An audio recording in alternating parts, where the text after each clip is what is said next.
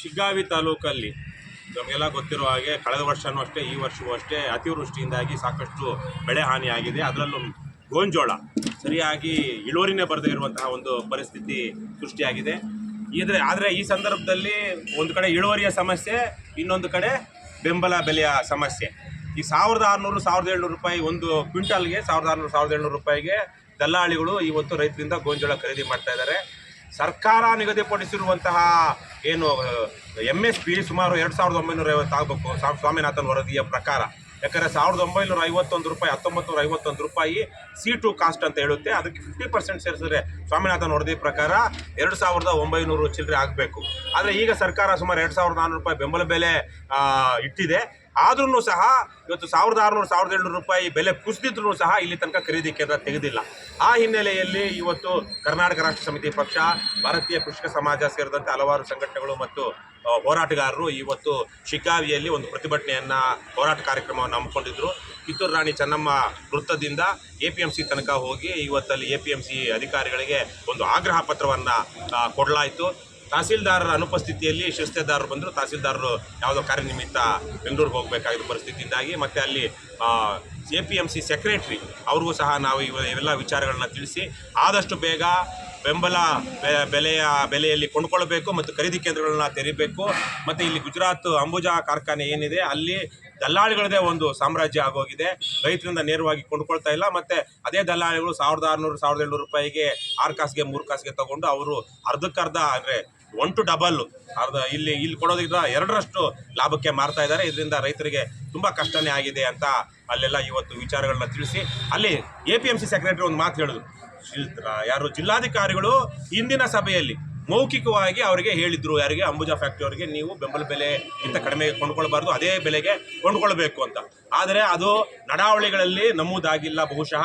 ಮತ್ತು ಅದರದ್ದು ನಡಾವಳಿಗಳನ್ನು ಕೊಡ್ತಾ ಇಲ್ಲ, ಮೌಖಿಕ ಆದೇಶವನ್ನು ಪಾಲಿಸ್ತಾ ಇಲ್ಲ, ಲಿಖಿತ ಆದೇಶವನ್ನು ಕೊಡ್ತಾ ಇಲ್ಲ. ಮತ್ತು ಆದೇಶವನ್ನು ಪಾಲಿಸದೇ ಇರುವಂತಹ ಈ ಖಾಸಗಿ ವ್ಯಕ್ತಿಗಳಿಗೆ, ದಲ್ಲಾಳಿಗಳ ಮೇಲೆ ಯಾವುದೇ ರೀತಿಯ ಕ್ರಮ ಆಗ್ತಾ ಇಲ್ಲ, ಕಾನೂನು ಕ್ರಮ. ಹಾಗಾಗಿ ಇವೆಲ್ಲವೂ ಆಗಬೇಕು. ಜನರ ಪರವಾಗಿ, ರೈತರ ಪರವಾಗಿ ಸರ್ಕಾರ ಕೆಲಸ ಮಾಡಬೇಕು ಅನ್ನುವಂಥ ವಿಚಾರವನ್ನು ಇವತ್ತು ಅಲ್ಲಿ ಹೇಳಿ ಬಂದ್ವಿ.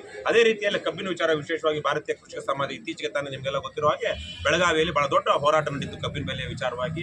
ಇಲ್ಲಿ ಏನು ಒಬ್ಬ ಹಾಲಿ ಶಾಸಕ, ಮಾಜಿ ಸಚಿವ ಶಿಗ್ಗಾವಿ ತಾಲೂಕಿನಲ್ಲಿ ಅವರ ಮಾಲೀಕತ್ವದಲ್ಲಿರುವಂಥ ಕಬ್ಬಿನ ಕಾರ್ಖಾನೆಯಲ್ಲೇ ಮಲತಾಯಿ ಧೋರಣೆಯನ್ನು ತೋರಿಸ್ತಾ ಇದ್ದಾರೆ. ಅಂದರೆ ಮಲತಾಯಿಗಳೆಲ್ಲರೂ ಪಾಪ, ನಾವು ಅದನ್ನು ಮಾತಾಡೋದು ತಪ್ಪು ಬಂದ್ಬಿಟ್ಟಿದೆ ರೂಢಿಗತವಾಗಿ.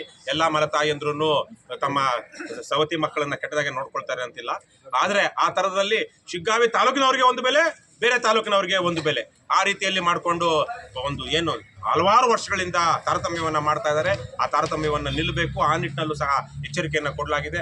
ನಾವು ಕರ್ನಾಟಕ ರಾಷ್ಟ್ರ ಸಮಿತಿ ಪಕ್ಷದ ವತಿಯಿಂದ ಮುಂದಿನ 3-4 ದಿವಸಗಳಲ್ಲಿ ಆ ನಿಟ್ಟಿನಲ್ಲಿ ಈ ಶಿಗ್ಗಾವಿ ತಾಲೂಕಿನಲ್ಲಿ ಆ ಕಬ್ಬು ಕಾರ್ಖಾನೆಗೆ ಯಾರೆಲ್ಲ ಕಬ್ಬು ಸಪ್ಲೈ ಮಾಡ್ತಾರೋ ಅವರೆಲ್ಲ ರೈತರನ್ನು ಭೇಟಿ ಮಾಡಿ ಮುಂದಿನ 3-4 ದಿವಸಗಳಲ್ಲಿ ರೈತರ ಒಂದು ಏನು ಸಭೆಯನ್ನು ಮಾಡಿ ಒಂದು ಹೋರಾಟವನ್ನು ಹಮ್ಮಿಕೊಳ್ಬೇಕು ಅಂತ ಸಹ ಮಾಡಿದ್ದೀವಿ. ಇವತ್ತು ಜನಪ್ರತಿನಿಧಿಗಳು ಜನರ ಪರವಾಗಿ ಕೆಲಸ ಮಾಡದೇ ಇರುವಂತಹ, ಯಾಕಂದರೆ ಆ ಪ್ರತಿನಿಧಿಗಳು ಗೆಲ್ಲುವಂಥದ್ದೇ ಗಂಡಸರಿಗೆ ಲಿಕ್ಕರು, ಹೆಂಗಸರಿಗೆ ಕುಕ್ಕರು ಸಪ್ಲೈ ಮಾಡೋದ್ರ ಮೂಲಕ. ಹಾಗಾಗಿ ಅವರಿಗೆ ಇದು ಯಾವುದೇ ತರಹದ ಏನು ಜನರ ಪರವಾಗಿ ಕೆಲಸ ಮಾಡಬೇಕಾದಂಥ ಯಾವುದೇ ಜವಾಬ್ದಾರಿನೂ ಇಲ್ಲ ಅಥವಾ ಆ ಕಾಳಜಿನೂ ಇಲ್ಲ. ಆ ನಿಟ್ಟಿನಲ್ಲಿ ಇವೆಲ್ಲ ಬದಲಾಗಬೇಕು ಅಂತ. ಸಂತೋಷದ ವಿಚಾರ ಏನು ಅಂದರೆ ಇವತ್ತು ಸ್ವಯಂ ಪ್ರೇರಿತವಾಗಿ KRS ಪಕ್ಷದ ಹೋರಾಟ ಅಥವಾ ರೈತ ಸಂಘದ ಹೋರಾಟ ಅಂದರೆ ಬಹುತೇಕವಾಗಿ ಜನ ಸ್ವಯಂ ಪ್ರೇರಿತವಾಗಿ ಬರ್ತಾರೆ. ಇದು ಯಾವುದೋ JCB ಪಕ್ಷದ ಹೋರಾಟ ತರಕ್ಕೆ ಮಧ್ಯಾಹ್ನಕ್ಕೆ ಬಿರಿಯಾನಿ, ಬರ್ತಾ ಹೋಗ್ತಾ ಖರ್ಚು ಕಾಸು, ಜೊತೆಗೆ ಹೋಗ್ತಾ ಒಂದು ಬಾಟ್ಲಿ ತರಹದ ಹೋರಾಟ ಅಲ್ಲ. ಸ್ವಯಂ ಪ್ರೇರಿತವಾಗಿ ನೂರಾರು ಜನ ಇವತ್ತು ಬಂದಿದ್ದರು. ಆ ಸಂತೋಷದ ವಿಚಾರ ಜೊತೆಗೆ ಬೇಸರದ ವಿಚಾರ ಏನು ಅಂದರೆ ಕೇವಲ ಶಿಗ್ಗಾವಿ ತಾಲೂಕಿನಲ್ಲಿ, ಸವಣೂರು ಬಿಟ್ಬಿಡೋಣ, ಶಿಗ್ಗಾವಿ ತಾಲೂಕಲ್ಲಿ ಎಲ್ಲಿಲ್ಲಂದ್ರೂ 10-20 ಜನ ರೈತರು ಗೋಂಜೋಳ ಬೆಳೀತಾರೆ. ಅವರೆಲ್ಲ 1600, 1700, 2000ಕ್ಕೆ ಗೋಂಜೋಳ ಮಾರುವಂಥ ಅನಿವಾರ್ಯ ಪರಿಸ್ಥಿತಿ ಇದ್ದಾರೆ.